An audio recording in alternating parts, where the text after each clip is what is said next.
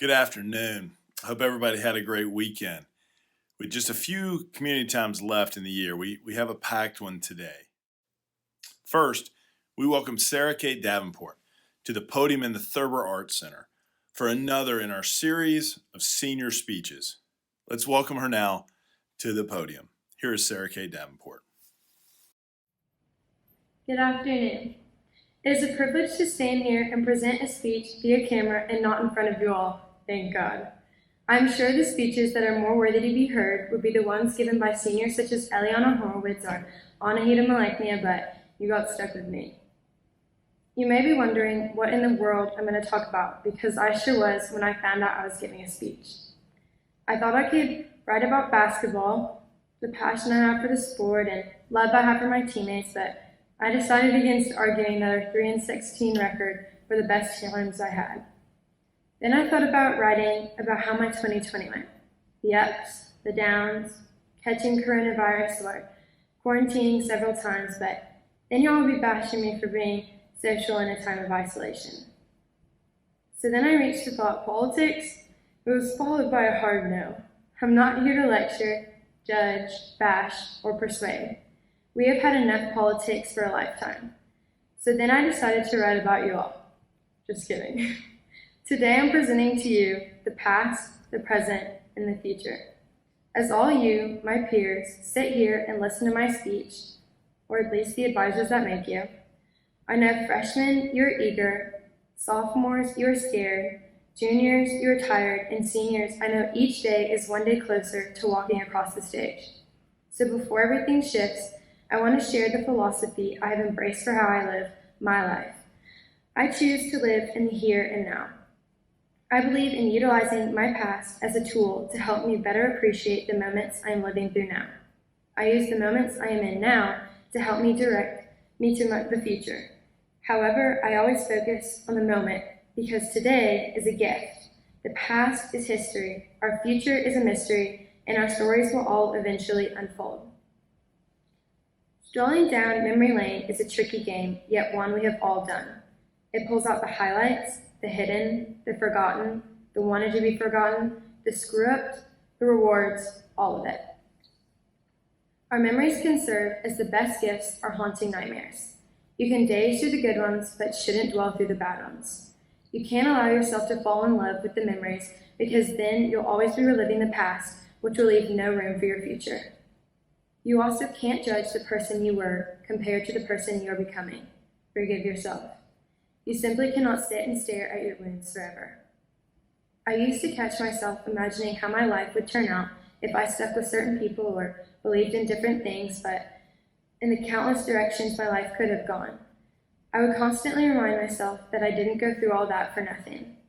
But sometimes, looking back, you realize the lessons you had to learn, which could be the people you chose to have in your life, the slip-ups, not studying hard enough, or could be all the carbs you ate. But these lessons are the foundation of the person you are becoming. You can't change the past, even if you want to. So take what already lies in history and leave it in order to keep writing your future. What is left behind has to be what gets you to where you want. Not an admiration, but a guide of how to continue to endlessly create yourself along your journey. Looking back, you don't want to say, I was supposed to be having the time of my life. Instead, you want to be thankful you didn't end up with what you thought you wanted. You want to have appreciated living in the moment and not being caught up in the past, to have lived a full life of reckless memories. Because you must value the moments you are living through, not stuck in the past or questioning the future. From the great words of Dr. Seuss, sometimes you will never know the value of a moment until it becomes a memory. In the end, you never think the last time is the last time. You think there will be more. You think there will be forever, but you don't. So never again will I take for granted small memories with good friends and great family. If you are always getting ready for the next thing, how will you enjoy this thing, the present? We are always either tripping on the edge of the future or stumbling back into the past, never living in the moment. Life is a beautiful collection of moments, no matter if it includes you failing your math test or hysterically dying out laughing with your closest friends. Chaos and stillness are both beautiful in their own manner. I think what messes us up most in life is the picture in our head of how it's supposed to be. I believe comparison kills personality, but I also believe in being a good person but not wasting your time proving it. If you're happy doing what you're doing, no one can tell you you're not successful. Life becomes so much more beautiful when you stop allowing yourself to care about what other people think. Focus on doing what makes you happy because it is your life and you need to learn to live it for yourself. You can't go back and change the beginning, but you can start where you are and change the ending. And once you start doing what's best for you, you will outgrow a lot of people. I began steering my life in one direction, down one path, towards one future, and stopped revisiting back roads or making U-turns. I learned it is okay to live a life others do not understand. Although we will always succumb to the fine line of being terrified of change, but also terrified of staying the same, you must strive to ask yourself, why not now? So listen here, you have 4 years to be irresponsible. Go out on a Tuesday, spend the money you don't have, stay up till sunrise. Work never ends, school does. Our future is of all three, a celebration, a farewell, and a beginning. I believe what is coming is better than what is gone. I believe there's more to life than a small town. I only lived a fraction of my life in Huntsville, Alabama, and it was filled with strife, disorder, madness, manner, regularity, harmony. Sometimes I felt stuck, but I had to remember that I haven't even met a fraction of the people that will love me in this life. You must remember to live while you're so busy surviving. One day or day one. You get to choose, and the most reliable way to predict your future is to create it. Begin anew. Whatever you may choose, make the decision for yourself, not what others may want you to do. Never find yourself seeking others' opinions or approval so you may accomplish it. It's good to be scared because it still means you have something to lose. Every so often, it may look like the end of the story, but it isn't. Now, I couldn't be more excited to go to college next year, but there are moments when I pause and I look around me to see the friends that are laughing with me, or the great family that surrounds me, or even just Miss Karen and Jeremy greeting me and making me feel like the best person. Then I start to wonder, who will that be for me next year? Will I have that next year? And then I start feeling left behind when I'm the one leaving. I feel like I'm going to miss out on what the juniors, sophomores, and freshmen are going to have for the next few years that I won't. My own home to return to after school, filled with family and friends and my own belongings. The memories I got too comfortable with are now time to say goodbye to. It stings a little, makes you bleed, exposes you. But that is when you have to start preparing for your future. And I know sometimes it's hard to turn the page when you know someone won't be in the next chapter, but the story must go on. No risk, no story. And in the end, that's all we are, stories to be told. So just remember, you cannot take life too seriously. You won't make it out alive. Thank you. And next, Cooper Wyatt, who's done an excellent job serving as our Honor Council president this year, will share a little bit of how the year has gone and bring some end-of-the-year reminders. Hi everybody, today I'll be giving the year-end honor report. This year we have had 14 total cases, 13 of which have been cases of lying or cheating, and 1 of which was plagiarism. I also want to take this chance to remind you all to maintain your academic integrity as we come into the home stretch of the year. I know this has been a difficult school year for all of us, but I encourage everyone to uphold the community of trust we live by here at Randolph and finish out strong. Thank you, and good luck to everyone on their upcoming exams. Next, Ms. Kewen has an announcement regarding summer reading this year. Good afternoon. I'm here to talk to you about summer reading. Shortly before May 11th, you'll receive a Canvas message from me with a link to this LibGuide in it. This LibGuide has all the information you need for summer reading. At the top of the LibGuide, you'll see that there are your required reading for English class assignments. For example, if you'll be in 10th grade next year, you'll read Lord of the Flies. If you're going to be in 12th grade, you'll look at the personal narrative packages that are listed below, right here, and so forth. Additionally, you'll pick one book from the list here. Descriptions of the books are here, as well as reviews from Amazon. So select one of those books to discuss in August.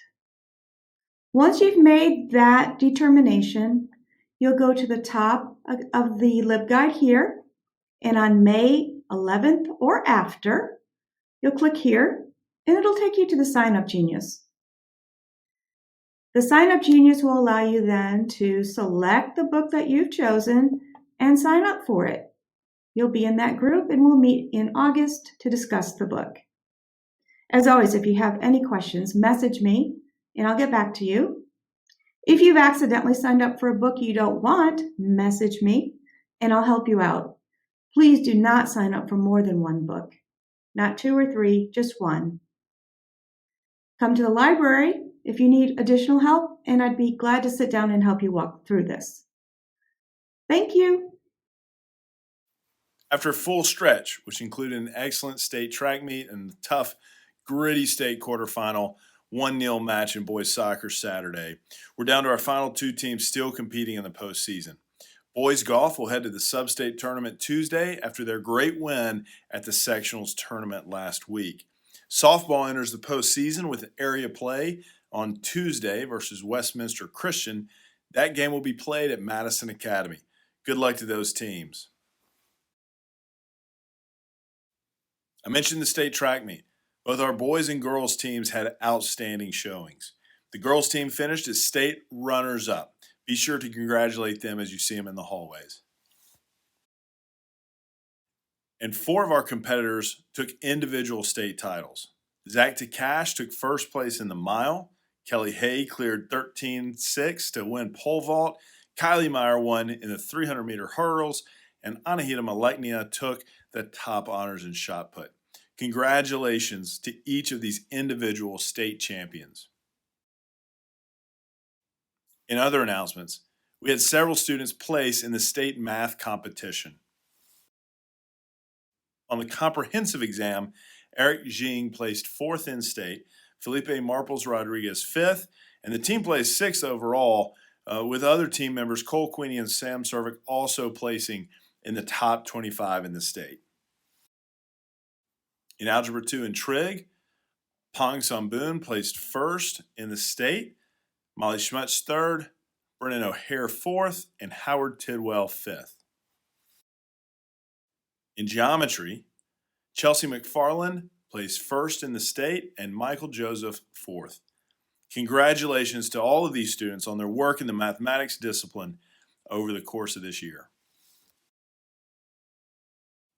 This week, our spring exam season gets fully underway, with AP exams having begun today. Over these final weeks of the school year, we will have exams going on upstairs on the 3rd floor classrooms and in the library. With that being the case, we need to make sure that we're extra cautious of being too loud upstairs. The 3rd floor should be a quiet environment while moving between history and science classes upstairs. If you're meeting with a teacher, that's great, but please do so in the rooms and without causing a disruption to those taking exams around you. In addition, we will not be running bells for the remainder of the year, as testing will be going on. Juniors will have a class meeting, full class meeting, next Tuesday after B4 classes during that optional consultation time in the Thurber Arts Center. I'll remind everybody next week, but wanted to go ahead and put this on your calendar. More information will also be coming next week, but the SGA has been working hard to plan an after-school spring carnival for all upper school students. It will take place next Friday, May 14th. There'll be fun games and activities there in the Commons. Then later that evening, we'll have some spring football with our spring football game. Thank you for your time and attention today. As we head into our exams, find ways to release that stress and anxiety that builds up. Find healthy ways to do so. Don't wait to study and prepare, but also know that your teachers have done and will continue to do an excellent job of preparing you for a path to succeed. If you need to spend some extra time with your teachers, do so. They're here to help you and want to help you succeed. Be excellent to each other, and seniors, you're dismissed.